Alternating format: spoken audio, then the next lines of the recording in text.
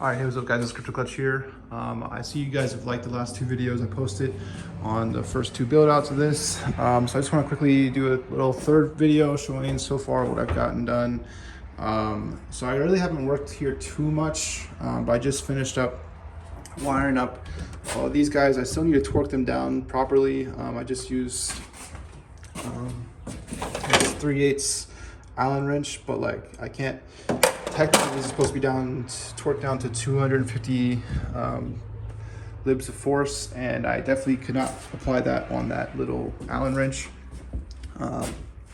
So I'm either going to get my friend to use a electric version to torque that down, or I'm going to go get a torque wrench for about 130 bucks, but I don't really know if it's worth buying that. I mean, I guess it depends on how much more I'm going to do this stuff, but so you can see all of them already have the ground wire. So this black wire that you see running between the sheds, that's the ground.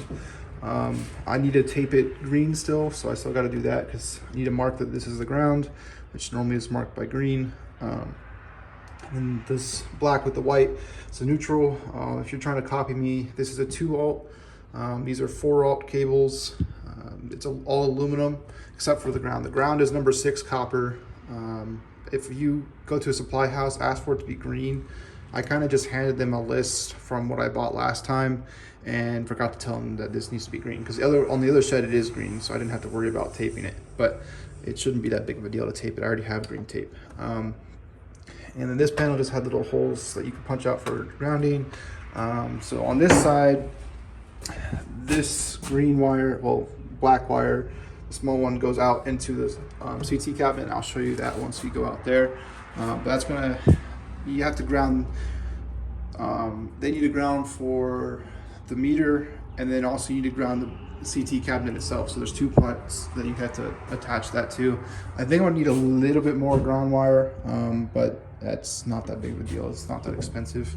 And then you can see we drilled out a hole right there. We got to keep going. It needs to go further down so that this wire can go out there to the ground rod. But I haven't gotten that yet. I need a longer bit than what we used there, and I need to get that out still.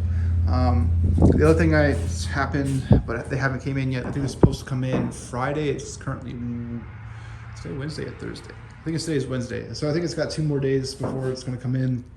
But I ordered 6 fans, and I'll try to leave a link down below of this video of the fans that I ordered.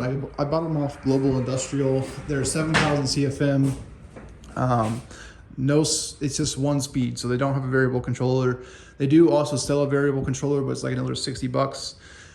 And they're just going to run at 7,000 CFM the whole time at full speed. So I'm not really worried about that. But if you are copying this and you want to be able to control the speed, there is an option. I do plan on putting a thermostat on it that controls, I think that it has a 2 amp limit, or no, maybe it was a 10 amp limit. I don't know. I just remember I couldn't run all my fans off of 1 thermostat. So I probably need to get 2 thermostats and then run everything off of those 2 and just have them set to, different settings. Like one will always run, or unless it's like really, really cold, and the other one will run up until like, it's like 60 degrees behind the miners. That's pretty cool. Because you do want to keep some heat in here and not, make them freeze if it's like below freezing, because they don't like to really go below 0 degrees if possible. Which it doesn't really get that around here too often, if ever really, but if you can keep a little bit of heat in, it's not the end of the world. Now, I said I was going to upload some form of a parts list. I'll probably do that on this video, and maybe I'll even link it on the other 2. I'll probably put it in like a Google Docs on everything that I ordered. That way you guys can just like print it off and bring it to a supply house. I did have 1 issue with getting the taps, which let's just go out there so you can see. I'm going to need a screwdriver because we already locked it up. But so I mean, I'm almost ready for inspection out here. I'm sorry about the wind. I don't have my mic set up, but hopefully it won't be too bad once I actually get out here. So this is a CT cabinet. I'm pretty sure I showed you guys where we had the wires already, well, the pipes all going in. Just take this off. This will be locked once it's all been installed and they get the meter. But just give me 1 second. Come on.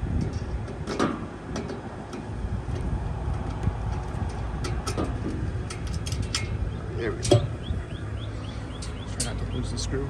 All right. So this is what it looks like on the inside. Obviously, I still need to clean up this mess, but basically, I got asked in Discord by a guy about how I'm wiring this. So, you know, on the other side of this, there's a panel. I need to reseal around this, but there's a panel, and it comes through here, and it comes out, and then so it's got the neutral. This is where all the neutral bar. This is like the neutral bar, so all the neutrals come here. Then you got 2 hots in each pipe, so that's 2 4-aughts per pipe. One will go to 1 tap, and then the other one will go to this bottom tap. So basically you have 4 hots, so this is essentially 800 amps on 120 volt. This is another 800 amps at 120 volt. So between the two, you have technically 1600 amps at 120 volt, if you want to think about it that way, or 800 amps at 240 volt with, you know, your neutral bar. And so these little copper looking screws, these need to be grounded. So like this is the ground wire that I told you we pushed through. So that'll get grounded to that with I think those screws are still inside there, or they're right here. So you'll put this onto that ground bar right there, and you'll need to attach a small wire just going from here to here over. The other thing that I have not done yet is there needs to be one of these meter boxes right here attached, and there's a little small nipple connector where it has connectors on both sides that we need to still attach. We just poke a hole through this box and put the meter box right here once I get that, but the power company will supply that to me, and I haven't gotten that yet. And also there's 2 CT meters, which basically just, so these are the 3 holes that these connectors will go through, and this is where like the big 350s that they're going to run from the transformer come in, and they'll go through the CT cabinet so that they can read how much power you're using and bill you based off of that. And then those will go into these 3 taps I left open right here. This is the way my old boss told me that this is the way that I should do it. I don't know if it really matters, but essentially this is like load balancing, because you have all 3 of your hots coming in. Half the load's going to go to the top through the bar, the other half is going to go to the bottom. Your other option would be to have it skip one, so like you, them, you, them, you, them, you. So I mean, either way I think would be fine. I don't know if it really matters, but this is the way that I was told to do it by a master electrician, so this is the way I did it. But yeah, this is basically the box. Other than the CTs and the CT and the, why can't I think of it, the meter box, I'm ready to be inspected, and it should pass without any problems. I just need to put these guys in. I have 2 more, and obviously I need to clean up in here and get all the scraps out of here, so I need to take a vacuum cleaner and just clean this up. But you know, that's not too big of a deal. And obviously I guess I can quickly touch on the fans. So the plan for the fans would be to put them behind each hot aisle, which might be a problem for this one, because I think a hot aisle is going to line up with the window, and that's not going to be ideal. But I'm hoping to do, you know, 2 fans, so maybe I can like push it over a little bit, or you know, I might have to change up, or I might have to take out this window, which wouldn't be the end of the world, and make it look a little bit different. As you can see over here on my first shed, that's not the way I did it. I had 5 along the top and then 3 smaller fans on the bottom, but I also didn't do the same rack setup as I did that I'm planning on doing over here. So I don't know, we're gonna have to see what ends up working out. But my plan for right now is to do 2 24-inch fans on top of each other, top and bottom, 3 times, and have the hot aisles pointing right at them basically. But we're gonna see when that happens. But yeah, I don't really have anything else to update you guys on. Soon I'm gonna have the fans here. I guess the other thing I need to talk about is intake louvers. I need to measure the space in between my 2x4s and see how much space I have, because I'm thinking of doing about 18 by 12, or sorry, 18 by 18 inch louvers. So, you know, 2, 2, 2, 2. So basically the whole wall would just be intake louvers. I could always throw a MERV filter, like a MERV 7 filter behind there during pollen season, which is actually coming up really soon. It's actually kind of already started, and I'm thinking about doing the exact same thing over here. So I'd actually order like 16 of them. It's going to be quite expensive, probably like $4,000 of louvers, probably, maybe not, well, maybe not that much, but I'll link, if I do buy some, I'll link them down below. These ones were like really cheap from Lowe's. They were only like $12, but they let like absolutely no air in. Like I can barely feel any air suction. There's a little bit, but like it's not much. It blocks too much of the air to make sure the rain doesn't get in, which is good, but at the same time, like, it doesn't let that much air in, and it takes up a lot of space. So if you were going to do those, if you want it to be cheaper, you could need basically the whole wall to be those, and I don't think that would look very good. But there is some other options that we are also looking at, but I'll let you guys know what I end up doing. But I'm going to sign in this video right here, and I'll update you again when I get the fans installed, or maybe after I get it inspected or something. But probably the next thing I'm going to work on is the fans.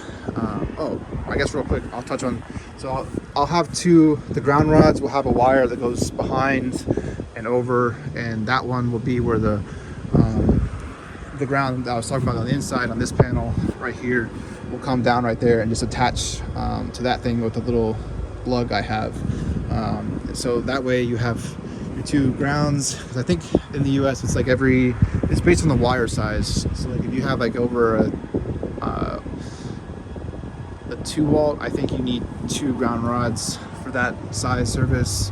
And obviously I think, you know, we're using a 350, so we're using 350, so you need it definitely 2 ground rods to be driven 8 foot down, which right now they're not quite 8 foot, but they're essentially there. We just gotta tap the last little bit down once it's inspected, because he has to make sure that we actually did that. But yeah, that's Crypto Clutch signing off. Hope you guys enjoyed this video and it was useful. If you have any other questions about what I've done so far, let me know. I guess if you want to know what like board and stuff this is, so this is a 4x4 post, 8 foot long. This is a 3/8. I don't remember, I think it was 5 foot by 8 foot or 10 foot. I want to say 8 foot, because this is only 5. Yeah, it was 8 foot. It was 5 foot, and then this we messed up the cut on this, which is why you see, you know, the two, it doesn't go all the way down. We accidentally made a mistake, but it still works. So I'm fine with that. But you know, this basically, we just used the board that we cut off from over here because we didn't need as much, and we put it in here because you need something to mount the CTs to, and also to keep the wire back there because we're gonna screw the wires down. But it's Crypto Clutch signing off. Peace out.